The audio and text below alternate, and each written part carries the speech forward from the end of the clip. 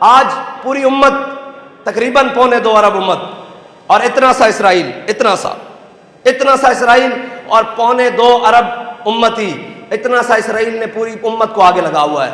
Back وقت لبنان، شام، یمن، جناب فلسطین، غزہ، ایران، یعنی تقریباً 4 جگہ 5 جگہ اس نے بیک وقت جنگ چھیڑ کے رکھی ہوئی ہے اور پوری امت خاموش ہو کر بیٹھی ہوئی ہے.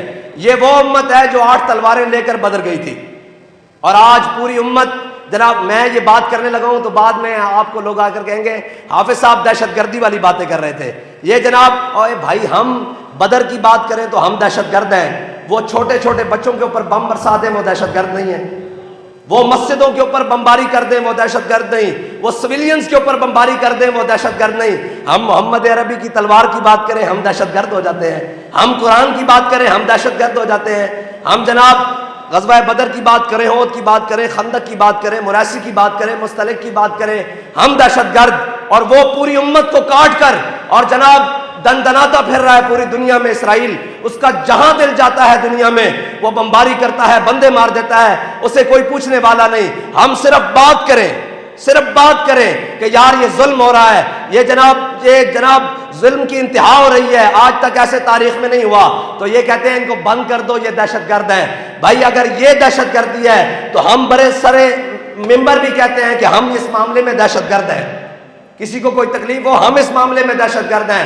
اگر فلسطینی مظلوموں کی بات کرنا دہشت گردی ہے تو یہ اگر اسلام کی بات کرنا دہشت گردی ہے، اگر ناموس رسالت کی بات کرنا دہشت گردی ہے، اگر ختم نبوت کی بات کرنا دہشت گردی ہے، تو ہم برے سر ممبر یہ کہتے ہیں کہ ہم یہ دہشت گردی ہر بار کریں گے، 100 بار کریں گے، سرے بازار کریں گے، اگر وقت آیا تو سرے دار بھی کریں گے.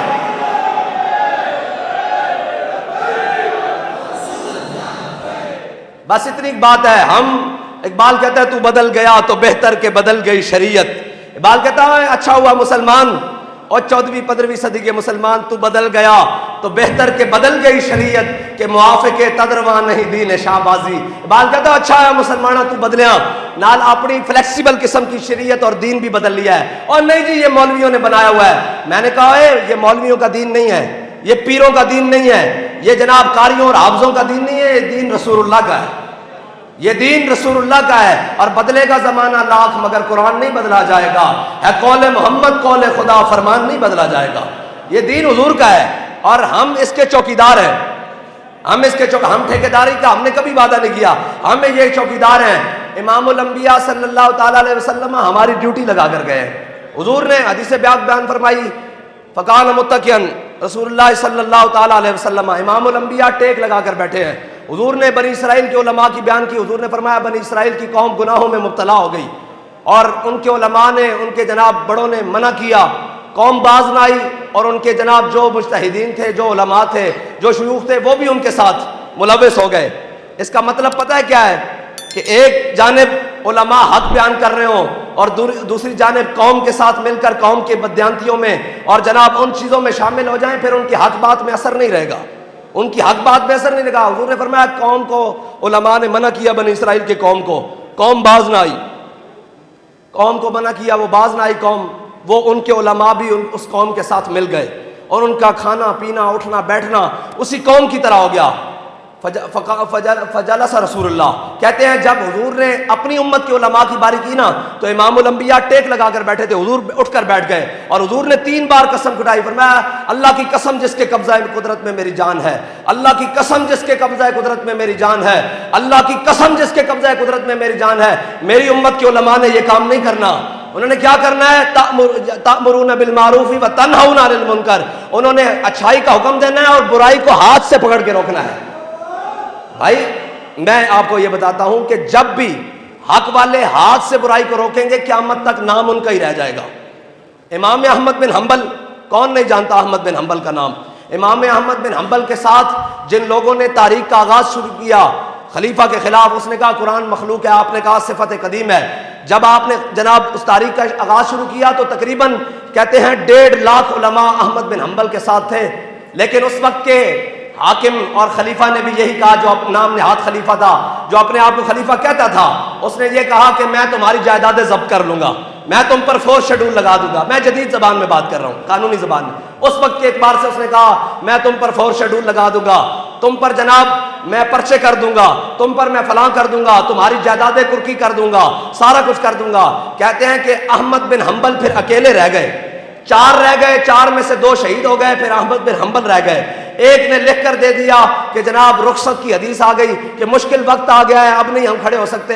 لیکن آپ آج دیکھ لیں, ان جنہوں نے رخصت کا راستہ اختیار کیا ان ساروں کا تاریخ نام نہیں جانتی, تاریخ ایک بندے کا نام جانتی ہے جسے احمد بن حنبل کہتے ہیں. حق کی ایک اپنی پاور ہے, اور یہ نہیں کہ حق کے لیے مشکلات نہیں آتی. حق تو حضرت فاروق اعظم ایسے کر کے اپنی داڑھی کو اکٹھا کریں, ایسے حضرت فاروق اعظم ایسے کر کے داڑھی کو اکٹھا کریں اور اپنے ہاتھ میں پکڑ کر کہیں اے حق تو نے عمر کے یار نہیں چھوڑے, اے حق تو نے عمر کے یار نہیں چھوڑے.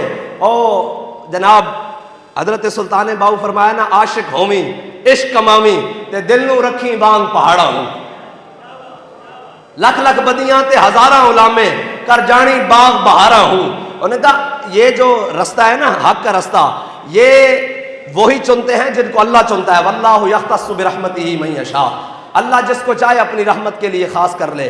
حق حق ہے, اس نے بین ہو کے رہنا ہے, لیکن اس کے لیے حق والوں کے ساتھ کھڑے ہونے کے لیے یہ بھی مجھے یہ بتائیں کہ لاکھوں کی فوج ہوگی یا ہزاروں کی فوج ہوگی یزید کی, کسی ایک سپاہی کا نام بھی کسی کو یاد نہیں ہے کہ کون ہوگا.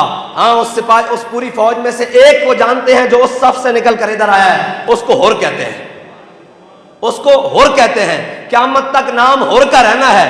ان کو جناب وہی باطل میں رکھا جائے. تعداد نہیں تولا کرتے, ہمیشہ تعداد میں, آج تک باطل تعداد میں زیادہ ہوا ہے.